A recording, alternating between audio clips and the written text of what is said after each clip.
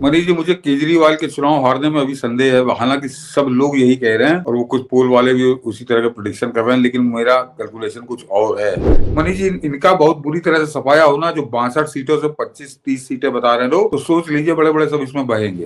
तो फिर केजरी का वोट अगर केजरीवाल की सीट पर टूटा है तो फिर पूरी दिल्ली में टूटा है, ये आप निश्चित मान के चलिए। और बहुत बुरी स्थिति में केजरी आम आदमी पार्टी की होने जा रही है। मनीष जी, इस तरह की नौटंकियां अभी इसकी कोई काम नहीं आ रही हैं। लगातार चुनाव के दौरान नौटंकी करता रहा, उससे पहले करता रहा, बकायदे वीडियो जारी होते रहे। मनीष सिसोदिया, अरविंद केजरीवाल, सौरभ भारद्वाज और अतिशी मारलेना, ये हम लोगों ने, मैंने पिछले दिन कहा था कि ये तीनों हार रहे हैं। शुरुआत मैंने कहा अब तो चारों हैं। माना जा रहा है कि लगभग 8 से 10 इसके जो ऊपरी हैं, अवध ओझा है, ये सब के सब बड़े नेता ही चुनाव हार रहे हैं। इन लोगों के इससे लगता है कि जिस तरह से पहली बार ऐसा हुआ है कि सिसोदिया कह रहा है कि फर्जी वोटिंग हो रही है, ये मीठा जिसको आप कहते हैं वो कह रहा है कि फर्जी वोटिंग हुई है, दिल्ली पुलिस वोटिंग करा रही है। ये दिल्ली पुलिस के साथ रह करके अतिशी मारलेना कालका जी में आरोप लगा रही है कि दिल्ली पुलिस वोटिंग, मतलब बॉडीगार्ड चारों तरफ से उसके दिल्ली पुलिस है, और वो कह रही है कि दिल्ली पुलिस हरा रही है। तो ये जो स्टार प्रचारक हैं केजरी गैंग के, ये केजरी गैंग के स्टार प्रचारकों की ये हताशा क्या कहता है इस चीज को लेकर के? मनीष जी, मुझे केजरीवाल के चुनाव हारने में अभी संदेह है। हालांकि सब लोग यही कह रहे हैं और वो कुछ पोल वाले भी उसी तरह का प्रेडिक्शन कर रहे हैं, लेकिन मेरा कैलकुलेशन कुछ और है कि वहां पर संदीप दीक्षित बढ़िया चुनाव लड़े हैं। संदीप दीक्षित का चुनाव ठीक लड़ा है वो आदमी। तो केजरी का वोट कटकर किसको मिला है, या केजरी का वोट वहीं इंटेक्ट है, और ये जो एंटी केजरी वोट था वो कहीं ऐसा तो नहीं कि प्रवेश वर्मा और संदीप दीक्षित में बट गया हो, क्योंकि ये एक बड़ा महत्वपूर्ण सवाल है। तो इसका ये रहस्य जो है वो 8 तारीख को ही खुलेगा, जिस समय रिजल्ट आएगा। और वहां पर मैं इसलिए कह रहा हूँ कि जितनी वोट पिछली बार पड़ी थी, लगभग लगभग उतनी ही वोटिंग हुई है नई दिल्ली सीट पर। तो केजरी को सब लोग हारा हुआ कह रहे हैं, लेकिन मुझको थोड़ा अभी शंका है कि उसका वोट कटकर बटा है इधर, या ये लोग आपस में इन्होंने बट गया है। जो एंटी केजरी वोट था, जो केजरी को नहीं देना चाहता था, तो वो भाजपा का वोट, कि संदीप दीक्षित ने किसके वोट काटे हैं, ये 8 तारीख को पता चलेगा। तो अभी मैं केजरी की हार के लिए बहुत निश्चिंत नहीं हूँ। मनीष सिसोदिया और आतिशी मारदीना ये निश्चित हारेंगे। और वो जो कोचिंग माफिया है, वो ओझा, बहुजड़ ओझा बोझा जो है, वो बहुत बुरी तरह से चुनाव हारेगा, इसमें कहीं कोई शक नहीं है। सौरभ भारद्वाज भी खतरे के निशान पे हैं। मनीष जी, इनका बहुत बुरी तरह से सफाया होना, जो 62 सीटों से 25-30 सीटें बता रहे हैं लोग, तो सोच लीजिए बड़े बड़े सब इसमें बहेंगे। मतलब ये ओझा बोझा सबके सब इसमें बह जाएंगे, ऐसा पूरा लग रहा है कि सब। लेकिन क्यों लग रहा है कि केजरीवाल सबसे ज्यादा, तो लग रहा है कि केजरी ही चुनाव हारेगा, जिस तरह से प्रवेश वर्मा ताल ठोक रहे हैं। ताल तो खैर संदीप दीक्षित भी ठोक रहे हैं वैसे। मनीष जी, मैंने जो अपनी शंका थी वो बता दी, लेकिन अगर मैं गलत हुआ और अगर केजरी चुनाव हार रहा है नई दिल्ली से, तो फिर यह आप निश्चित मानिए कि आम आदमी पार्टी को 20 का आंकड़ा छूना मुश्किल होगा। भाजपा उसके बाद 50 पहुंचेगी, 55 पहुंचेगी, कोई जानता नहीं है। अगर केजरी चुनाव हार रहा, तो मुझको लग नहीं रहा केजरी हार रहा मनीष जी। मैंने अपने दिल की बात कही, क्योंकि वो जो वोट का कैलकुलेशन है वो उस वजह से, कोई ऐसा नहीं कि बड़ा काबिल है या बड़ा उसकी लोकप्रियता है। वो एक सेट वोटर है उसका। और अगर वो वोट टूट के नई दिल्ली सीट पे कहीं इधर उधर हुआ है, तो फिर केजरी का वोट अगर केजरीवाल की सीट पर टूटा है, तो फिर पूरी दिल्ली में टूटा है, ये आप निश्चित मान के चलिए। और बहुत बुरी स्थिति में केजरी आम आदमी पार्टी की होने जा रही है, और इसमें कहीं कोई शंका नहीं है। केजरीवाल के चुनाव की बात है। एक तस्वीर आज सुबह सुबह केजरी ने जारी किया। ऐसा लगा कि जो आदमी अपने आप को आम आदमी कहता था, वो एकदम से किस तरह से राजा के रूप में आया। ये कतई आम आदमी की तस्वीर नहीं हो सकती। केजरी अपने घर से निकला और लगातार रोड पर व्हील चेयर से बाप मां दोनों को लेकर के निकला। और जबकि अभी कुछ ही दिन पहले चुनाव प्रचार में इसके बाप मां दोनों चलते फिरते नजर आ रहे थे। इस फ्रेम से ऐसा लगा कि जब उधर प्रधानमंत्री मोदी संगम तट पे थे, तो ये टेलीविजन चैनलों पर एकाएक मैंने देखा उसे कट ऑफ करके इस वीडियो को चलाया जाने लगा।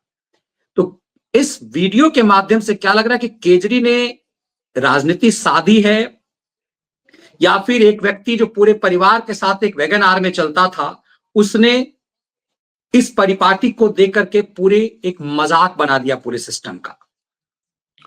मनीष जी, इसके फोटो को जरा सोचिए, कितना बड़ा फ्रॉडिया, कितना बड़ा झूठा और कितना बड़ा जालसाज है ये आदमी, कि दर्शक जाने की ये 5 इनोवा गाड़ियों के काफिला चलता है इसके साथ, और वो 26 लाख की एक इनोवा है, तो 1 करोड़ 30 लाख की तो गाड़ियों का इसके साथ काफिला चलता है। और ये खुद जिस गाड़ी में चलता है, MG ग्लॉस्टर, उसकी कीमत 48 लाख रुपए है, तो 48 लाख की गाड़ी में खुद चलता है, और 1.25 करोड़ की गाड़ियों का काफिला इसके साथ चलता है। लेकिन आज ये किस तरह से अपने माँ बाप को भी राजनीतिक हथियार बना के इस्तेमाल करता है, कि आपने सही कहा कि अभी चुनाव के दौरान रोड पे थे और अपना पैरों चल के वोट मांग रहे थे इसके केजरीवाल के लिए, और आज दोनों को बैठाकर तमाशा बनाकर ये लाया अपनी व्हील चेयर पे, और दुनिया के फोटो खिंचाते हुए, देखो मेरे माँ बाप किस तरह से अपाहिज हैं, ये चल नहीं पाते थे, इनको मैं लाया हूँ। और जरा ये रोड के ऊपर इसको चला के लाया, ये बैठ, कोई ऐसा नहीं कि कार में बैठ के आए हो, वहां पर कोई इसने व्हील चेयर लगाई हो इलेक्शन कमी, जहाँ इलेक्शन बूथ पे। तो ये आदमी कितना धूर्त है कि जो 48, इसके पास गाड़ी नहीं है, इसके पास गाड़ी नहीं है, कि इसकी पार्टी के नेताओं के पास गाड़ी नहीं है, किसके पास गाड़ी नहीं है, लेकिन ये आज अपने माँ बाप को इसने तमाशा बनाकर उतारा, तो समझ लीजिए कि किस टाइप का धूर्त और जालसाज आदमी है ये। बिल्कुल, इस प्रेम में यह भी समझना होगा कि क्या कैमरे की चीजें, इसे नौटंकी मास्टर के रूप में अपने आप को स्थापित करना, जिस तरह से पहले आम आदमी के लिए ये मुफलर बांध करके दी, ये फ्रेम याद दिलाता है, मुझे लगता है इसके मुफलर मैन होने से यहां तक उतरना है। कहा जाता था कि केजरी जिस दिन मुफलर पहन ले तो मान लिया जाए कि दिल्ली में ठंड आ गई। इसने अब की बार मुफलर पहनना बंद कर दिया।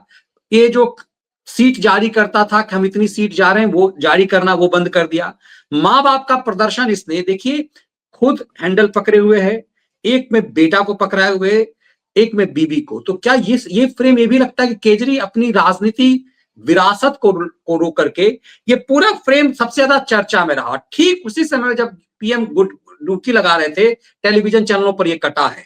तो क्या ये लग रहा है कि बेटा और बीवी को, जैसे मैं लगातार कह रहा हूं कि यदि केजरी 1 मिनट के लिए भी ऐसा होता है कि गठबंधन की, हम अनुमान लगा लेते हैं, तो केजरी खुद सीएम नहीं बनेगा, ये तो तय सी बात है, क्योंकि केजरी को कुछ दिनों के अंदर दोबारा से जेल जाना है। तो क्या बेटा और पत्नी दोनों के लिए ये राजनीतिक तैयारी का ये फ्रेम है? ना, अपनी तरफ से तो मनीष जी पूरी तैयारी कर रहा है, बेटे के लिए तो नहीं, हम बीवी के लिए, कि बीवी को मुख्यमंत्री बनाने के लिए उसको प्रोजेक्ट कर रहा है लगातार चुनाव को प्रचार के मुझे दौरान। इसलिए लग रहा है कि इसमें ये बीवी को भी पकड़ा सकता था, दूसरा जो बाप वाला है उसमें बीवी को भी पकड़ा सकता था। तो ये जो ड्रामा है ये ना, ये हर किसी को साफ लग रहा है कि ये ड्रामा है, क्योंकि इतनी बड़ी बड़ी गाड़ियों का काफिला इसके पास है। ये गाड़ी में बैठाता, फिर व्हील चेयर वहां पर होता, सब कुछ, लेकिन एक लंबे रास्ते के लिए 3 किलोमीटर लगभग बताया जा रहा, 3 से 4 किलोमीटर जो है वो शायद वॉक करा है इसने। मनीष जी, इस तरह की नौटंकियां अभी इसकी कोई काम नहीं आ रही हैं, लगातार चुनाव के दौरान नौटंकी करता रहा, उससे पहले करता रहा, बाकायदे वीडियो जारी होते रहे। मेरे आज लखनऊ के अखबार में, दैनिक जागरण ऐसे अखबार में, पूरा सेंटर स्प्रेड जो है, मतलब 2 पन्ने का विज्ञापन पंजाब सरकार का छपा, तो निश्चित तौर पर वो ऑल इंडिया करके उसने दिया होगा, तो दिल्ली के अखबारों में छपा होगा। तो करोड़ों रुपए खर्च करके सारी नौटंकी ये कर चुका। लेकिन आज का जो एग्जिट पोल आया है और उसके जो मैंने सिम्टम देखे, मुझको लग रहा है कि ये अब इसको विदा हो गई और एक पापी से दिल्ली को मुक्ति मिलेगी। ये सबसे बड़ी खबर होगी 8 तारीख को, क्योंकि इसका एक भी ऐसा कोई एक्शन, एक भी ऐसा कोई तथ्य जो इसके पक्ष में जा रहा हो, वो नजर नहीं आ रहा। यानी कि मुसलमानों वाली बात भी जो थी, तो मुसलमानों, मैंने कहा ना कि मुसलमान इलाकों में कोई एक तरफा वोटिंग नहीं हुई, कोई बड़ी बढ़ चढ़ के वोटिंग नहीं हुई। पिछली बार की तुलना में थोड़ी कम है वोटिंग, 1-2% कम है। सारी सीटों पे 11 सीटें जो हैं, उन 11 सीटों का मैं निकाल के हिसाब किताब कर रहा हूँ, तो वहां पर कम हो रही है और वहां पर बंटवारा हो रहा है। क्योंकि अब ये बहुत खुलकर आ रहा है कि कांग्रेस ने जो है 2-4% वोट हर सीट पर काटा है। वो पतंग वाला जो हैदराबाद वाला आ गया, उसने काटा है। तो मुसलमानों ने भी इससे हटकर वोट किया है, बहुत कम किया है, लेकिन फिर भी डेंट इसको पड़ा है। तो वो पूरे दिल्ली के अंदर इसको डेंट हुआ। और सबसे खास बात यह है कि इसके पास अपना बताने के लिए कुछ था ही नहीं मनीष जी, और इसके पास अपना बताने के लिए कुछ था ही नहीं। और वो जो एग्जिट पोल के एक्सपर्ट आए थे, एक बात उन्होंने बड़ी महत्वपूर्ण कही मनीष जी, कि ये आम आदमी पार्टी से दिल्ली के अंदर भाजपा कभी लड़ी नहीं पाई, चाहे 2015 हो, चाहे 2020 हो, या 2013 का भी चुनाव था। वो ये था कि मैन टू मैन या घर घर जाकर लोगों से प्रचार करना कहें। लेकिन अब की का जो चुनाव था तो भाजपा या आरएसएस के लोग जो हैं वो घर घर जाकर मैन टू मैन प्रचार कर रहे थे, अपनी बात कर रहे थे, और उसमें आम आदमी पार्टी बहुत पीछे नजर आई दिल्ली के अंदर। तो ये सबसे निर्णायक मामला है जो चुनाव के परिणाम में हम लोगों को दिखाई देगा। ये हमेशा अपने इसका एनजीओ गैंग था जिसको लेकर ये इस तरह के पूरी नौटंकी किया करता था, लेकिन अब की ये उस गैंग में पीछे पड़ गया। मतलब ये मान रहे कि मुस्लिम वोट निर्णायक होने जा रहा है, क्योंकि ये माना जा रहा है कि केजरीवाल की असली ताकत थोक वाला मुस्लिम वोट है। तो इसका मतलब मुस्लिम वोट इस बार भ्रम में फंसा। मुस्लिम वोट को ये जो इसने जो कुछ षड्यंत्र किया, क्योंकि माना जा रहा है कि किसी भी मुस्लिम बहुल इलाके में प्रचार करने नहीं गया, किसी भी मुस्लिम बहुल इलाके में प्रचार करने नहीं गया, और शाहीन साजिश पर इसने कहा कि हमने ऐसा कभी कहा ही नहीं था कि हम शाहीन बाग के साथ हैं। इसको क्लियर किया इसने। बाटला हाउस मामले में कभी इसने कहा, सफाई दी कि हमने कभी नहीं कहा कि जो है वो आतंकवादी नहीं थे। तो क्या इसका मतलब है कि मोह भंग मुसलमानों का हुआ इससे, और केजरी की बर्बादी की एक बड़ी वजह वो मुस्लिम वोट बैंक है? मनीष जी, इसका मोह भंग हुआ हो और चाहे ना हुआ हो, कुछ परसेंटेज तो कम हो सकता है। मैंने कहा 10%, 10%, 5% वोट जो इसको पिछली बार मिला था वो नहीं मिलेगा, लेकिन बाकी जो जनता का मोह भंग हुआ तो वो बहुत भारी पड़ेगा इसके ऊपर। और मैं कैलकुलेशन बताता हूँ, कल हम लोगों ने अपने कार्यक्रम में बताया था कि उन 11 सीटों पर 21 लाख कुछ वोट टोटल वोट है वहां पर। और उसमें मान लीजिए कि अगर जो वोट बढ़ा है तो अगर 2 लाख वोट या 1.25-2 लाख वोट बढ़ा है, 1,77,000 उन सीटों पर, जैसे सब जगह बढ़े 8% वोटिंग, 8% वोट टोटल बढ़ा है दिल्ली का, तो उसके बावजूद करीब करीब 5 लाख वोट वो अन्य सीटों पर बढ़ा है। और वो अन्य सीटों का बढ़ा हुआ वोट इसके पक्ष में जाएगा, मैं कतई नहीं मानता।